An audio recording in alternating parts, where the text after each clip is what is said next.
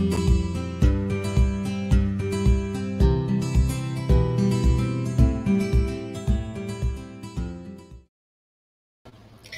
afternoon and welcome to The Joy is in the Journey. My name is Gina and I am a practitioner and ministerial student. Blessed to be here with you. I'm coming to you from Rhode Island and so grateful that you have turned into a wonderful episode of The Joy is in the Journey. So happy to be here with our guest today. And just so you know what this show is all about, if it happens to be your first time here, The Joy is in the Journey is a reminder to appreciate life now. That right where you are, there is beauty, there is good, and you will never, ever be here again. Far too often we celebrate destination happiness. We think, well, when I have the job, that car, that relationship, then I'll be happy. When I've lost the weight, when I've done whatever it is, it's somewhere else. Problem with that is there's always an additional thing to get to. Right here, right now is where all of our power is. And in this show, we talk with different people to realize how they get their joy. Where is theirs derived from? To give suggestions of different modalities, different possibilities, a different way of looking at life to be more joyful right here and right now. So today I have invited Rev Dr David Ault, and I am very excited to have him here with us. For over 30 years, he has been teaching, coaching. He's a keynote presenter. He's an amazing musician with having worked on over 13 albums. He is he's a philanthropist. He started a wonderful nonprofit called Kaleidoscope Children Foundation. And he's done so many things. And I don't know how we're going to fit it all in, but so grateful to be here with you today. Well, welcome, Reverend Dr. David Ault. Welcome Hi, to Gina. Journey. Hi, Gina. Thank you so much for having me. Definitely a blessing. And I always start, I want to know, first and foremost, what brings you joy? What brings you the most joy in your life? Gosh, that's such a quick lead into my life's work and my life's passion. And that is being with my kids. My kids, meaning all of the children that are a part of the territories that we serve with free education and hygiene and meals and life skills. And so I am completely immersed in joy when I'm in India with my children and observing the sponge-like nature within them that takes the offering of anything like an education and they just embrace it with such enthusiasm. There's no pushing away.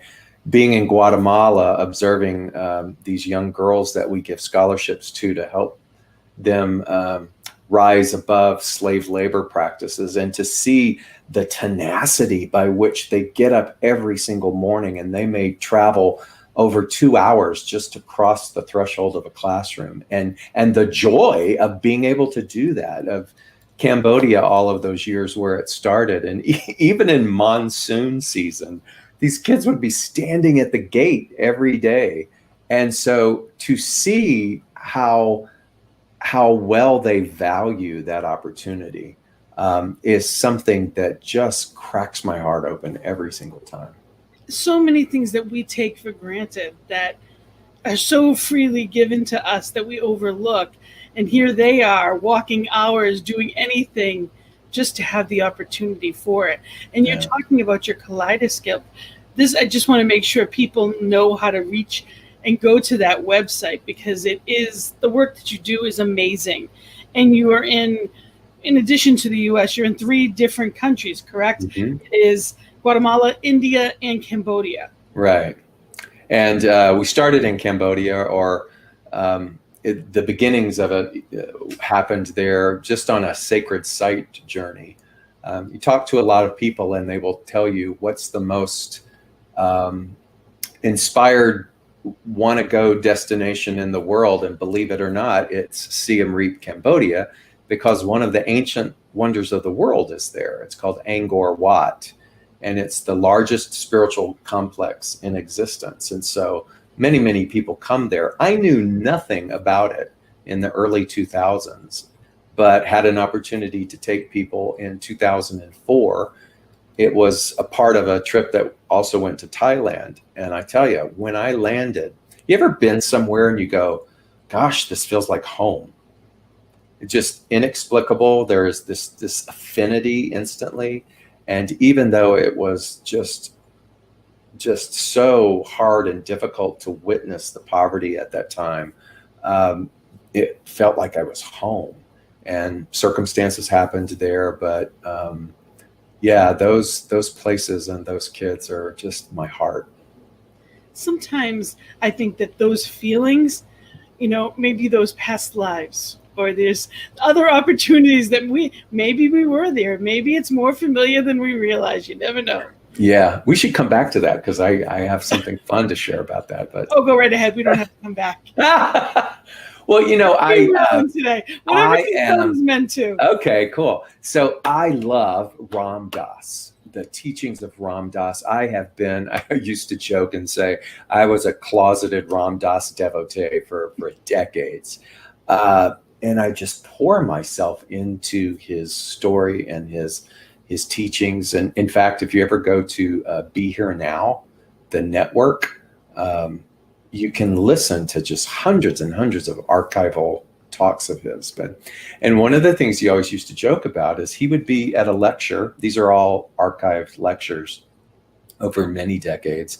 And he would get up in front of the crowd and he'd say, "So lovely to see you all again." And it would be somewhere he'd never been. And his philosophy and his belief is that, yes, there is this thing called incarnation where we take on the different personas, but there's also Matt Kahn, if you're a fan of Matt Kahn's, also who's relevant now, he called it a meta incarnation, meaning that Gina, you've been doing Gina countless times.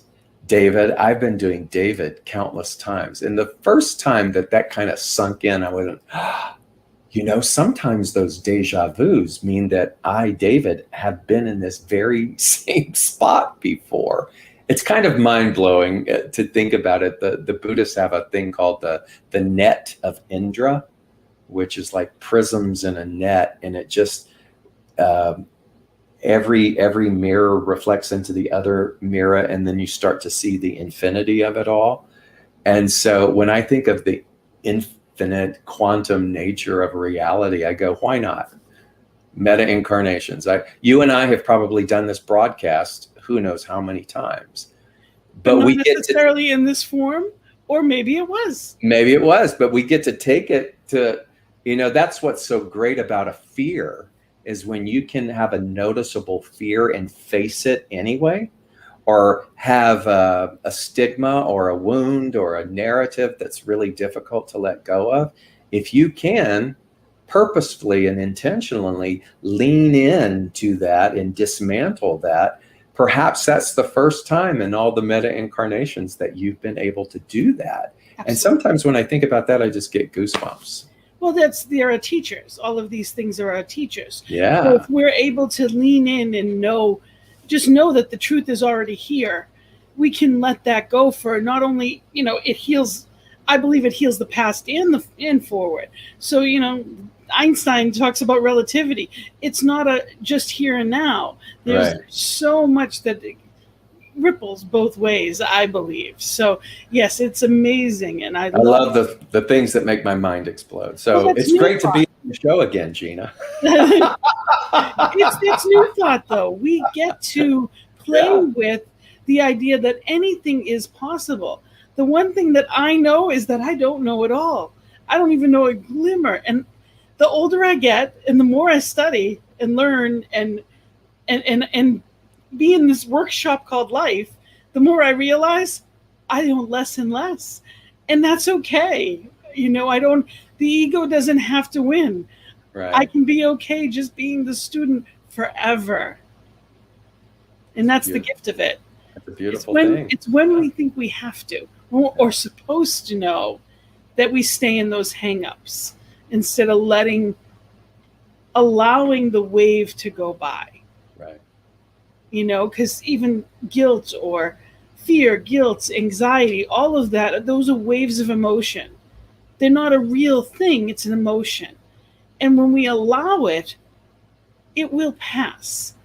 But we're in a society that says, oh no, either don't acknowledge it or you have to be stronger than it. Mm-hmm. And that's when people crumble. That's when, including myself. For me, it was denial. That was the tool I used. And that turned into cancer. So after a dozen tumors in my kidneys from denying grief, I said, I think I'm going to learn the lesson here and let it process, as Beautiful. Crappy as it may feel.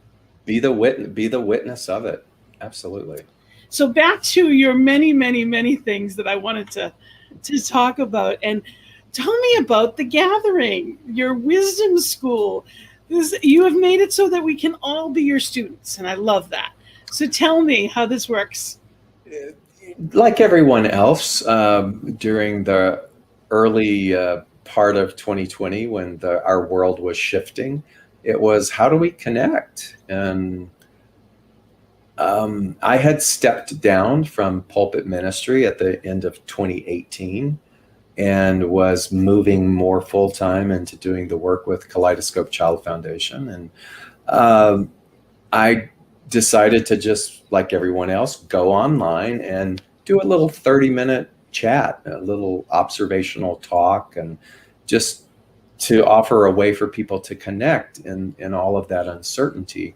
And a lot of people tuned in, and it was fun, and there was a nice little consistency going on, and it just went on and on all the way through 2020. I decided to go ahead and dive in and do all of the paperwork to make it a nonprofit, a ministry nonprofit, and leaned into all of that. And so the gathering is just the name that I came up with for the 30 minutes that we gather on a Sunday.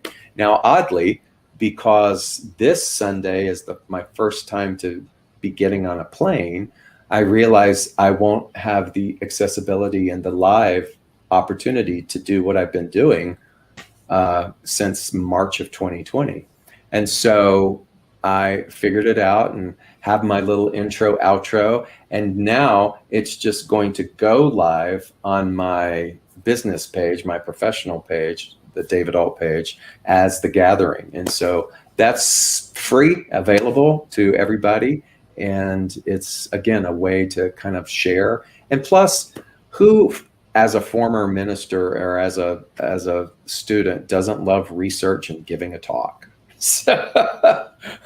So I love how I'll pick something that I'm going to say, and then my whole week is about paying attention to the things that go with the relevancy of that topic.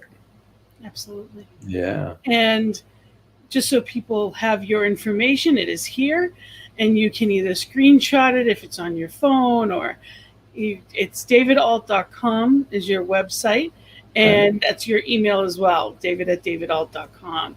Right. And I'll put that up again later on. But and the website too, it has a wisdom school that I've been doing now for a couple of years, and there's another 7-week thing I'm doing called Quiet on the Inside that people can take for classes, and I've just had so much fun teaching. That looks fabulous, because there's some wonderful topics and books that go along with that. So I was looking at that, and that looked fabulous. So again, people can take a look at your website, davidault.com, to go to that. And you had spoken at Concordia, where I'm now in the Greater Boston CSL, but I was at Concordia for years, and you've spoken there several times, and I know you go around to many different CSLs and probably unities as well. Right. It's such a gift to know that there are people, like-minded people, with that open thirst for truth, and that freedom of expression, for conversations just like this, where we can talk about Well, there may be. This may be the dozen time that we've done this. You know, we can say whatever it may be, and there is no against. Yeah. Because there is only one. What a gift to have a platform like this to share that good news, that there is no against. Whatever you believe, you're welcome here. And we've actually had guests that are everything from mediumship to, we've talked about precious oils, essential oils. We've talked about Reiki and Ayurvedic. We've talked about all types of different medicines. And as far as the holistic side, it's so important to know that there's more than just mainstream. I was blessed to have a teacher in my early lessons and study in religious science, and her motto was, "Whatever gets you through the night." Please share more than that, because I loved that. Name drop it. Loved that. Her name is Maureen Hoyt. She's still very much fully present and amazing, and a wonder. It was a great entry into this, where there was such rigidity depending upon where you went. Yes. And when she would say, "Whatever gets you through the night," it was carte blanche, open, available to uncover what it is that resonates for you, and to not make anything wrong. And I really love that. I love the smorgasbord ability to be able to partake of the things that have deep meaning for me personally, and to understand that not everybody is the same. Absolutely. Yeah. And you're from Texas. How long have you been in Atlanta? 11 years. Yeah. And over the past, it's been quite the year and a half to 2 years at this point. Tell me, especially whether it's from the point of view of the foundation, or whether it's the point of view of where you are now in Atlanta, just in general, what has been your experience? What has been the wisdom, or some of the lessons that have come out of that? Because there's good here. Mm-hmm. And we have to look for that good. What is it that has called to you in that? There's a word called bodhisattva, and basically it means to help alleviate the suffering of others.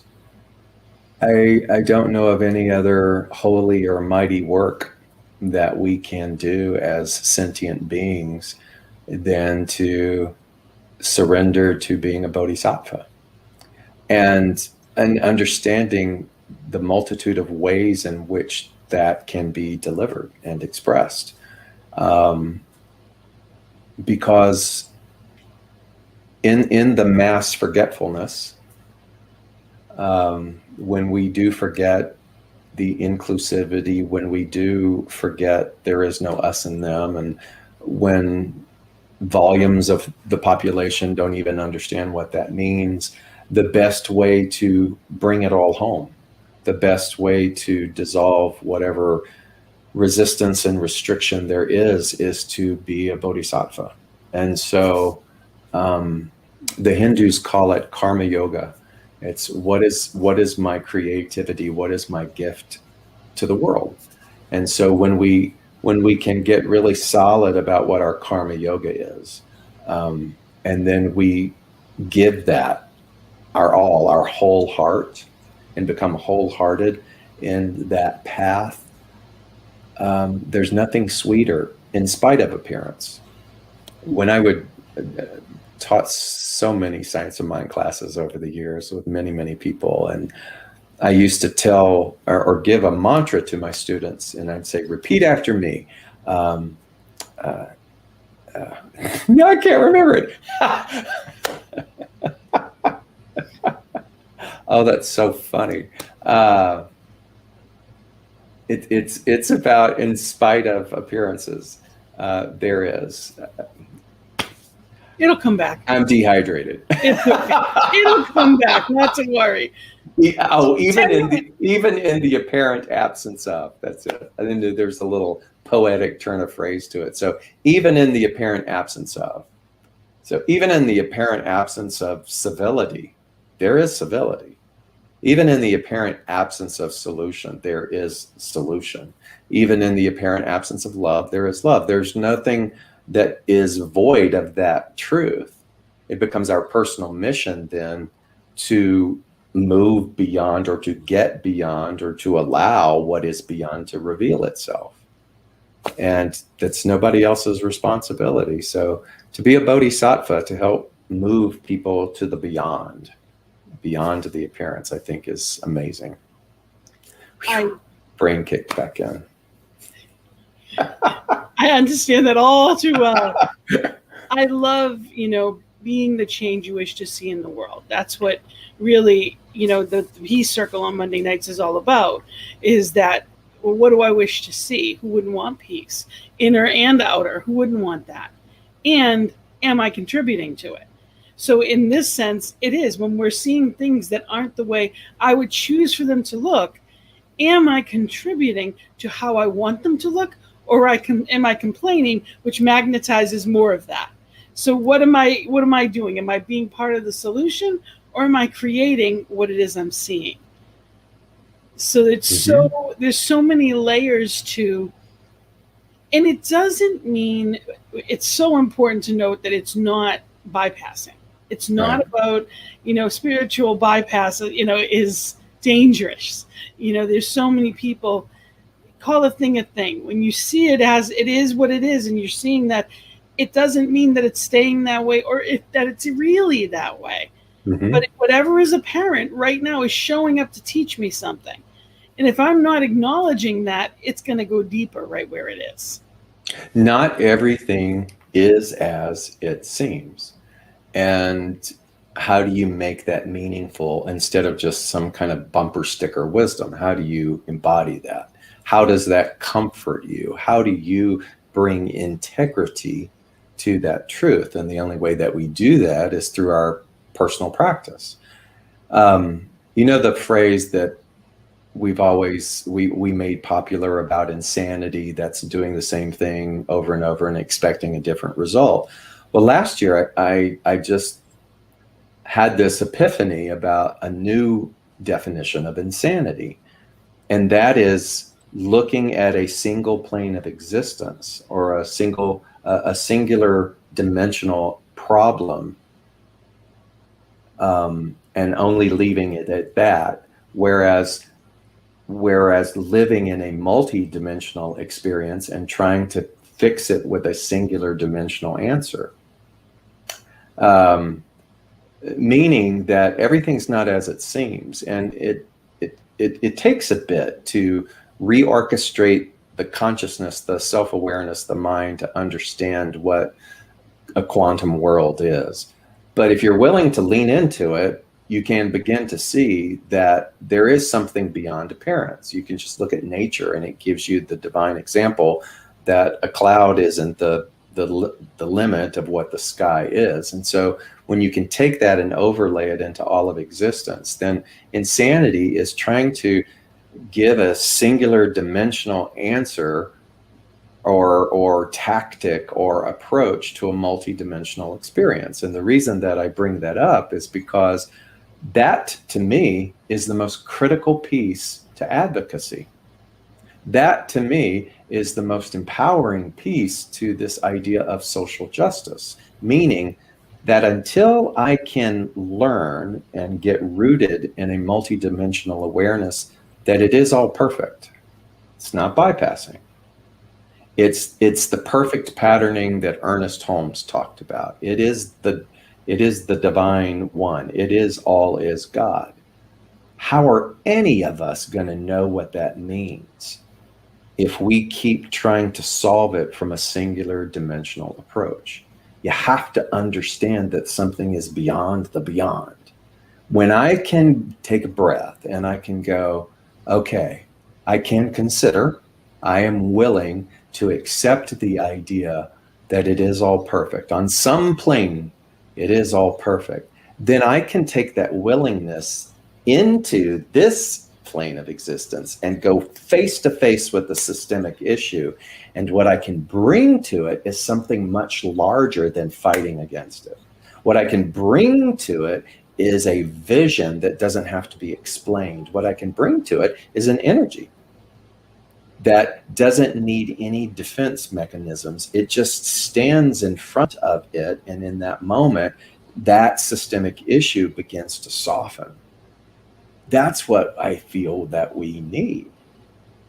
When showing up and not as love, as I don't want to say the word solution, but showing up, embodying the energy at the level of what I know is true, mm-hmm. as opposed to being distracted by what I don't want. Because there is no against. And yet, against is something that we run up against every day. Yes. Against. I mean, it's just there. It's a part of the human curriculum.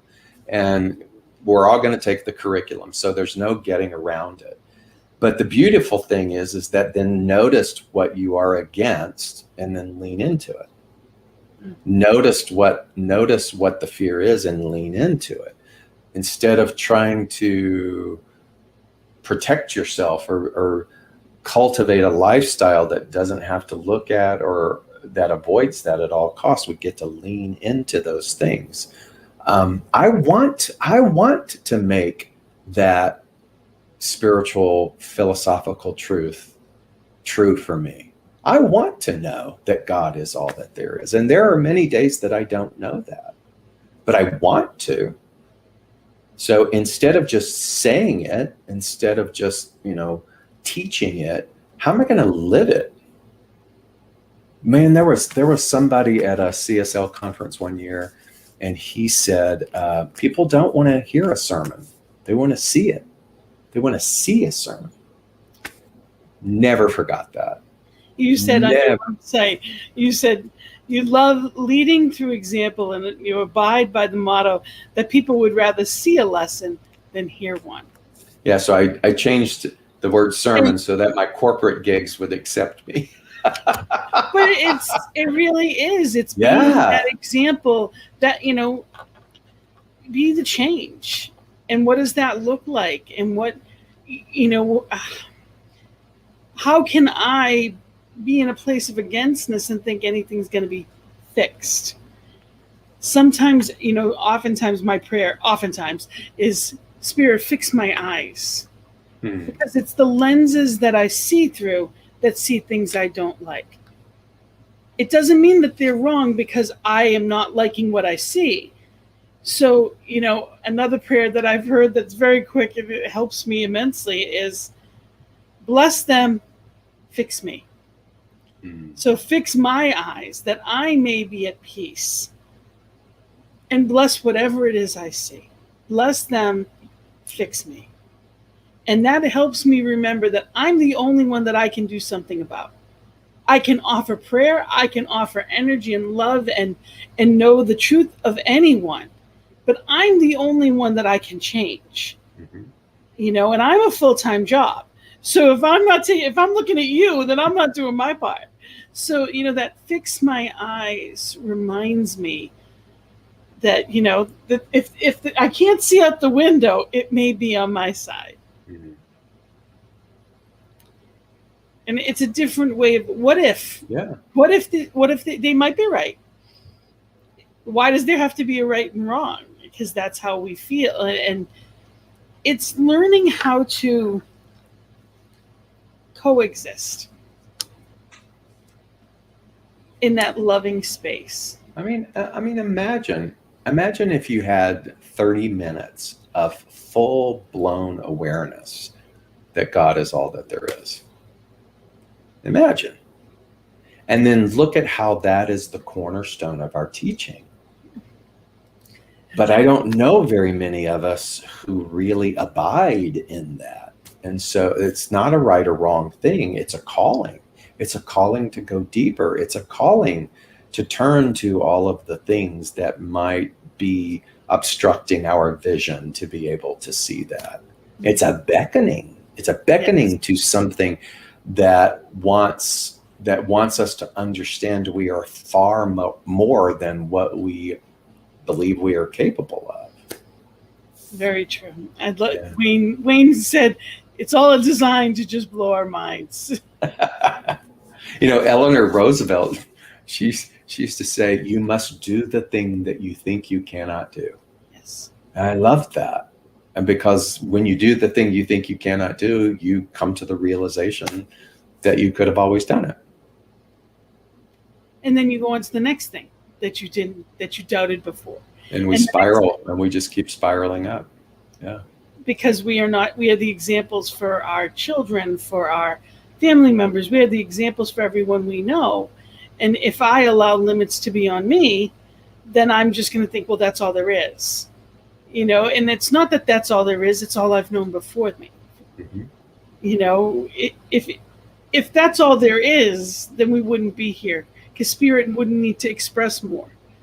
There wouldn't be new people born, babies born every day. Your prayer reminds me of my favorite quote. Anybody ever ask you what is your favorite quote, Gina? Do you have one? I do. Marianne Williamson's. Okay. The one that Nelson Mandela said. Right. Long one. You're playing small doesn't serve the world. Okay. The whole quote, though, I love every bit of it. It's so powerful. So thematically with Marianne Williamson is it's from A Course in Miracles, and it is love brings up everything unlike itself. And it never landed for the longest time. I, back in the day, was a student of the Course in Miracles, and then one day it hit.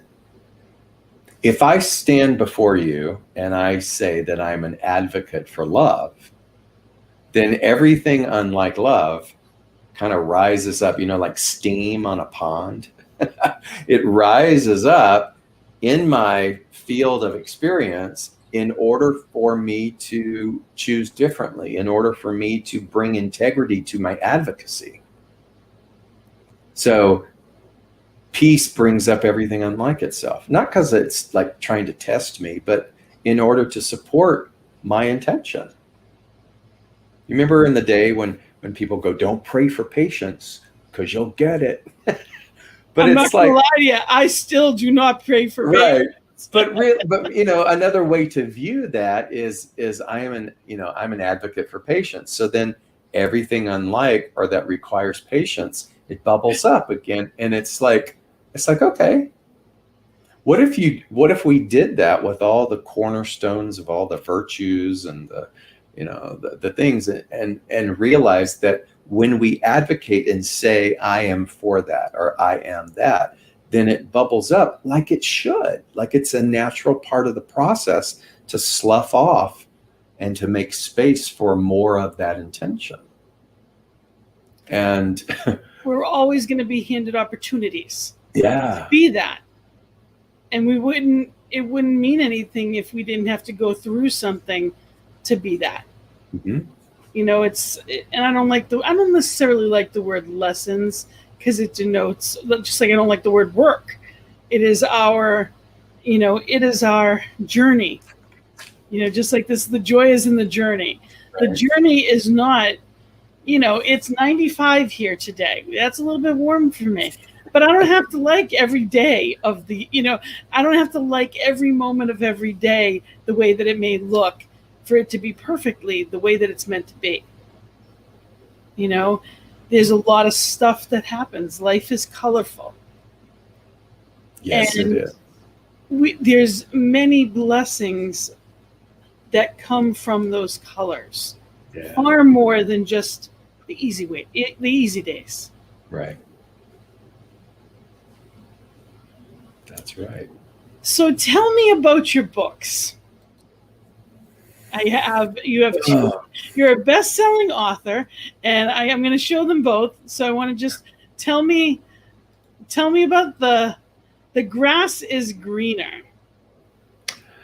I let me preface by saying it takes me a long time to write a book. That book and the one before that, Where Regret Cannot Find Me, were a collection of spiritual essays or lessons, each having a very bite-sized beginning, middle, and end, offering some consideration. If you like the daily guides from the Science of Mind magazine we were We were talking about talking about earlier. that before. It was, Yeah. what month was it that you had done the daily? It was This recent. year, this year was June. I enjoy that style of writing, to bring like a condensed lesson. Science of Mind Is magazine is what we're talking about, for those Yeah. that are wondering. And so these books are collections of things that have been life experiences for me, and offering questions and opportunities for study in that. And I enjoy that. The book that I'm working on now it's years in the making. People say, why do you take so long between books? And I go, I got life to live. I got to live the experience before I can write about it. You also do 10 other things. Just Yeah. And so I'm writing a book about non-duality, and I'm writing a book about the nature of polarity, and how I feel that is so pivotal to the healing of us as a species, that if I can understand there is no other. And so it's just been this just swimming up tar kind of experience. And like we've been talking about, it's the most thrilling thing for me to do creatively, believe it or not. It's torturous and it's thrilling all at the same time, because it's like casting a line into the ethers, like fly fishing, and you're kind of pulling out all kinds of thoughts and phraseology and wisdom from who knows where, and putting it all together. And thank God for an editor, and she's tightening the reins a little bit so that I can speed the process up. But I love to write. And it's hard.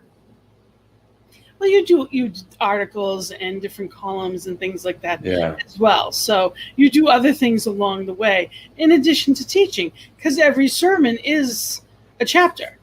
Yeah. So it's one of those things. It's not like you're not doing, it's just not in written form. It just comes in different ways and for different people. So it's, you also, I want to talk about your singing, because you have a beautiful voice. I've been blessed to not only hear your recordings, but I've gotten to hear you live as well. And I asked, just letting everybody know, I asked him before we started this, and you're like, not right now. There's too many other things going on. No new albums in the mix. Yeah. I got too much in my head. Let's just be honest. I got too much in my head with the music, because singing to me is the most naked of activities, the most vulnerable. You can't fake singing.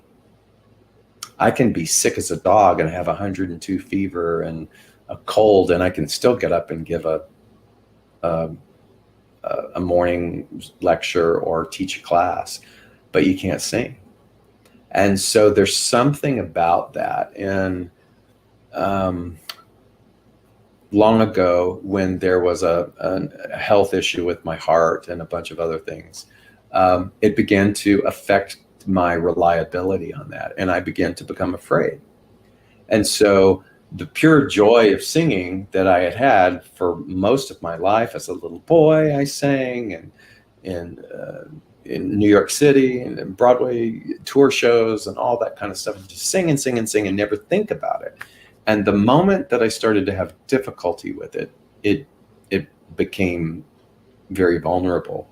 And then I kind of lost it there for a few years. And the journey back then, and what's so great about it is I can talk about it and I can say it's still kind of vulnerable.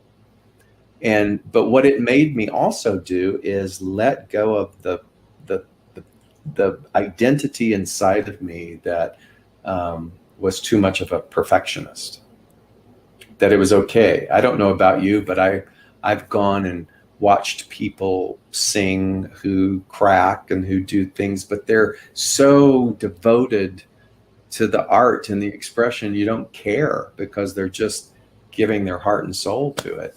And I'm still in a kind of a very long-term reconciliation with myself about that. And of course, life just did get incredibly busy as a senior minister and all the other things. But The pandemic has been helpful because I've been singing a lot on screen to people, and Karen Drucker and I, who used to tour together, we did a reunion concert last year. So it's still there. And you did it on this network. You did it for We did, yeah. New Thought Media Network. So thank you for that. Yeah. And just know that we love you and we love your voice as well. I think sometimes things like that happen because it's time for the next chapter. Yeah. You know, sometimes that spirit, it takes what it takes to get us in a door. Wow, Gina, you're so right. You're so right, And because I never thought about it. Time for a different voice, your different voice came. Yeah. And when it was time for a different voice again, and doing different works, that came too. So you've gone in stages, and it happened for me on this network as well, that I was in a class and I really saw, I had a calling, never planned to go into ministry whatsoever. And I ended up with a knowing that it was meant to be right at the end of Prac 2. And I said, okay, started classes right away, but in no hurry. And then I got the knowing I'm meant to be in Boston, just a knowing. I'm like, oh, okay, then I'll do it. But it was one of those I didn't want to. So I was in a class, and Rev Dr Tony LaMotta, who was very straightforward, and if you know her, I'm not sure, but she's very to the point. She said, well, what would you love? And I'm a life coach, and I say that to people all the time, but it's one thing to be the teacher, and it's another one to be taught, because, it's not as easy on the other side sometimes. And she really caught me with it. But what would you, that's nice that you're going to do this, but what would you love? And 2 days later, I met with Reverend Robert about the network and started my shows. Beautiful. This was my passion. This was my love. And I ended up in Boston. So everything happened, but Spirit showed me you can have both. So you're doing all of it. Yeah. One of the things that came, and it started with this like year and a half long cough. But one of the things that happened with that, and the debilitating nature to that, is it made me stop traveling. Do you know I used to travel 38 weeks out of a year? And it was at a time when it was predominantly New Thought music, and I really was kind of pioneering a whole new territory, and building on what I had done as a part of a trio with Alliance and my work with Louise Hay. And so it was nonstop, but what happened made me stop. And a series of circumstances of being at home. And that's when I wrote my first book. Because that, like you were suggesting, you're spot on, is that avenue of creativity and expression got redirected. And I don't know if I would have ever taken the time to do that had that not happened. Another one of my prayers is, what would you have me be? Yeah. What not do, because doing was my whole life, but it kept me from being. It was easier to do because that's how I found my worth. Right. Than being where I didn't feel good about myself. Ooh, I'm going to high five you through the screen. High five on that doing thing. I know. Because it was easy. When you were happy with me, I could be happy. Mm-hmm. But otherwise, I didn't know how to feel worth. I didn't know that it was inherent. There wasn't that. I didn't have that self-love. So if you felt good and I did for you, then I felt worthy. Yep. So that, now it's, what would you have me be? And the answer is now ministry, which again, I'm like, really? But that's not the story. So it's one of those things that for me, I have to be careful, really be wise with what you're asking, because there's been a lot of doors that didn't open. And then it was heartbreaking. And now I see that if anything happened differently, including 2 major cancer surgeries and years of, rehab and all that goes along with it, if it did happen any other way, I would never be right here, right now. Mm-hmm. And I know that with all of my heart, it's exactly where I'm supposed to be. So, life happens that way if we're paying attention. That's right. Good for you. We don't miss anything. It's Spirit through us that is, when we allow, really leading the way. So your work, there's so much that you do. in so many different areas. I mean, you touch the lives of over 1,000 children every year and growing. So I like to say they touch mine. Yeah, it's hard to describe. but It's hard to had your voice never changed, it may not have happened that way. right. You're right. It's hard to describe. You know how we talk about words can diminish the experience. Oh yes. So words diminish the experience when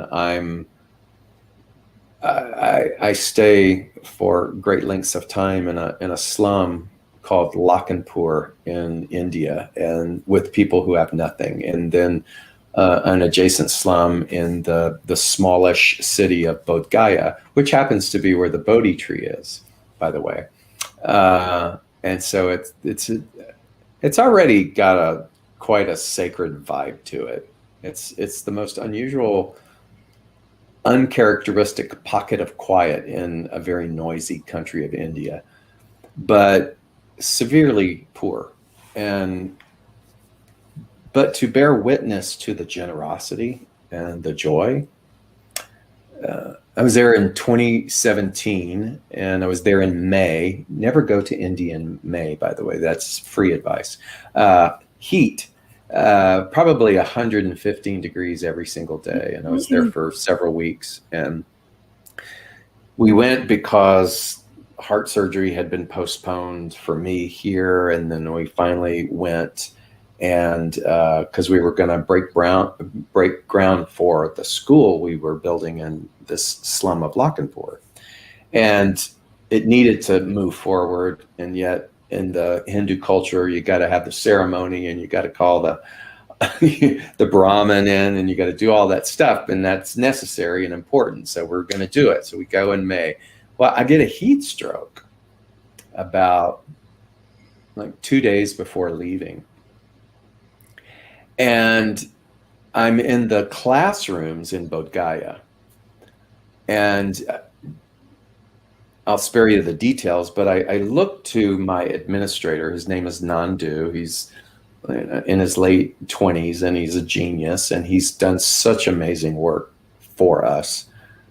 And I looked at him and I said, I don't want to make a scene, but so he kind of, put his arm around my neck and kind of walked me down the little stairway of the building to where his family lives in the slum, like literally move past the goats and the cows and you're there. They lay me on the bed, the only bed that they have. It's a large family, large, typical Indian family. They bring out a box fan that they weren't even using because they were saving the money, the electricity. They plug it in.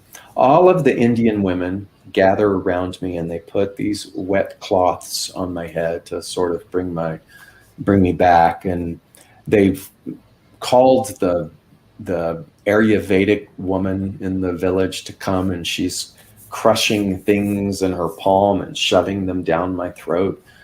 And I kind of look up, and there's just all these beaming, loving faces just hovering over me, trying to take care of me.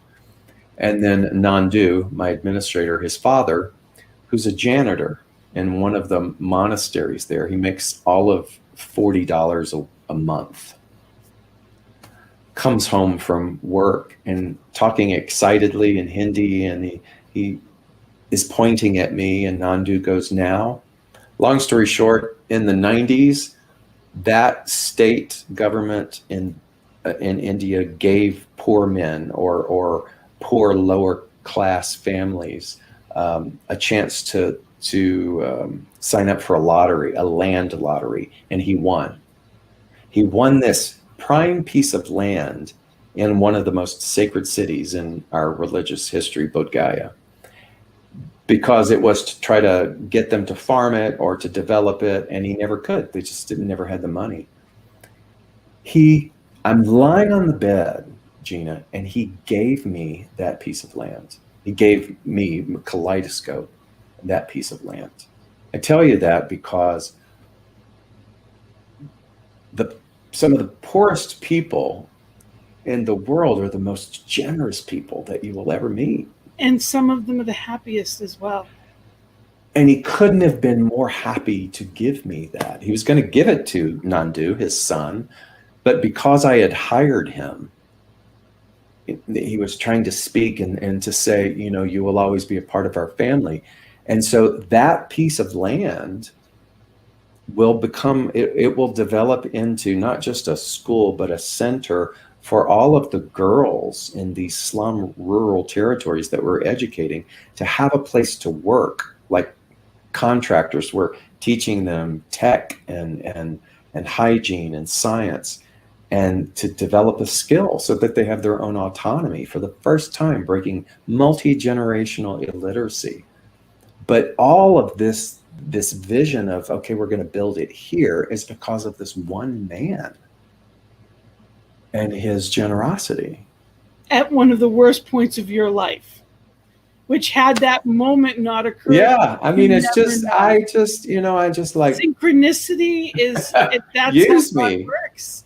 You know, if you look at the background of of our screen right now, it's just that dust in the palm of your hands. That's what spirit, that's what spirit uses for us and through us if we allow it.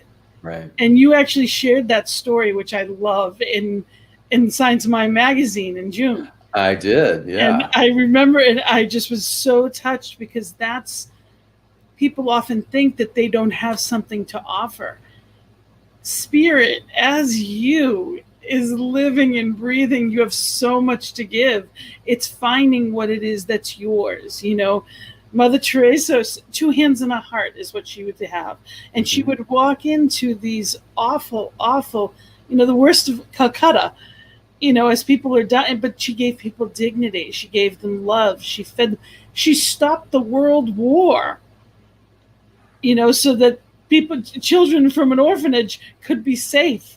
Like this little woman did so much, and it wasn't through might. It was through being that avenue of change.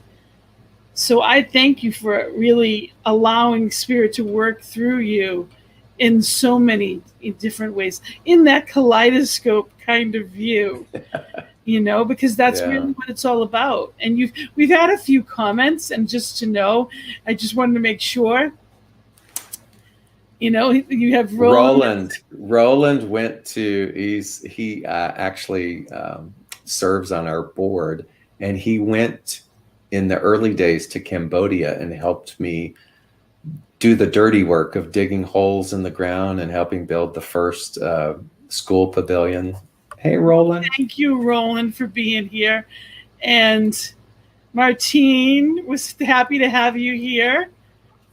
She also was, she met you at Reverend Ed and Rev G's ordination at CSL Greater Boston when she was there. Cool. And of course we have Wayne, that yes, absolutely shine like a star in your own special way, add a beautiful light to the world. Thank you, Wayne. And absolutely, that's what it's all about. So if anyone has comments or anything that they'd like to ask, please feel free to let us know.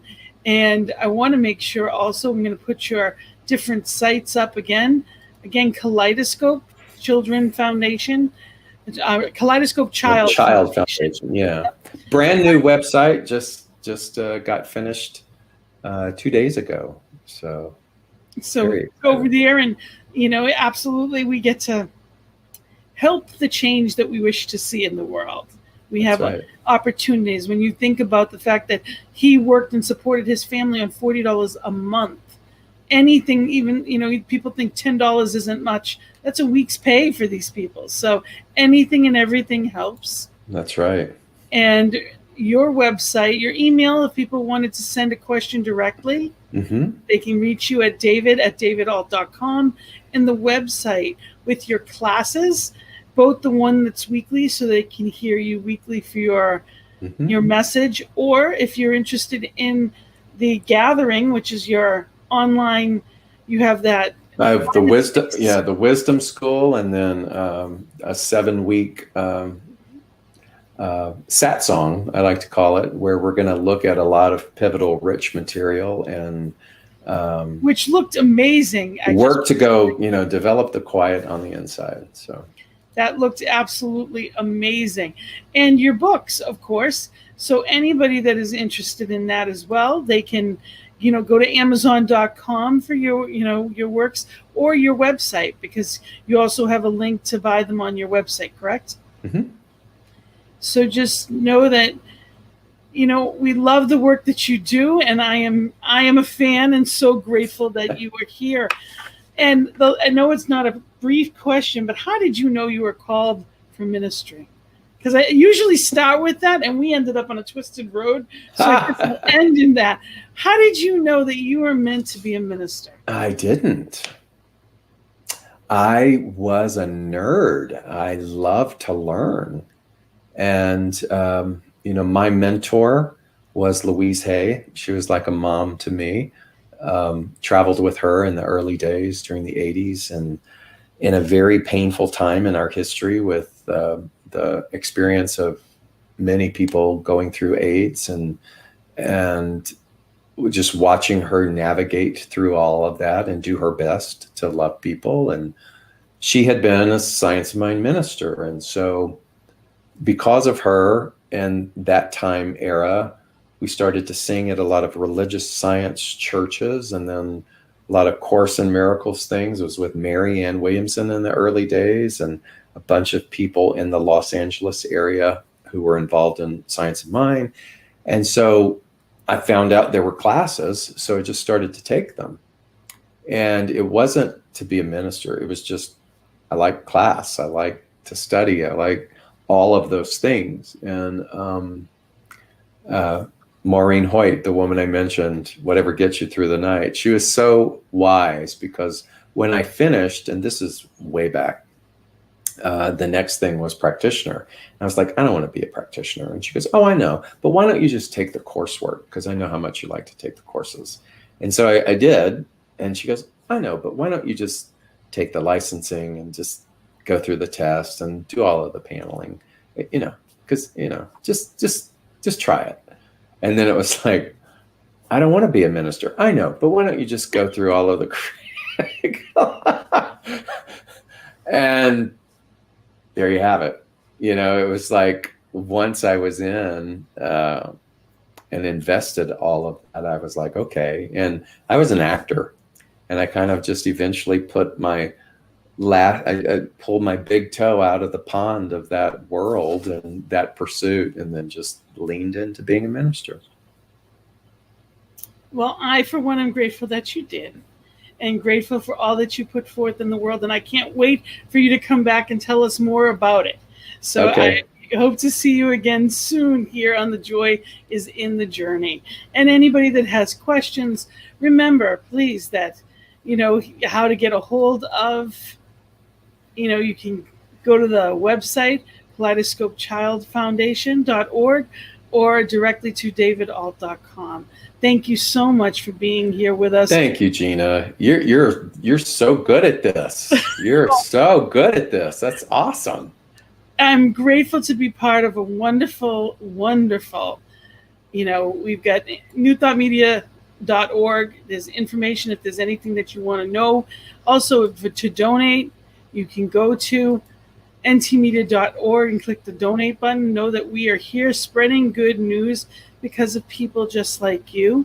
So let people know about the station. Let people know about this particular show. Share it. Put it on your page. Let people know there is good news out there and that we have fun doing it. So really, being in this place with you has been a gift. It is definitely a joy in my journey. So thank you so much. And I am wishing everyone, may you all find the joy in this day. Don't hold off. Be right where you are. Find the joy right here and right now, because that's why we're here. That's really why we're here, because, what are we giving if we're not being in that state of love? And that doesn't mean we're always happy, but we are fully content. But there is that joy that is always available. that Spirit, as you, I am knowing and holding for you. So thank you for the blessings. Thank you so much for being here, and thank you all for being here and watching. Have a blessed day. Blessings and love. Namaste. Namaste. Bye, everybody.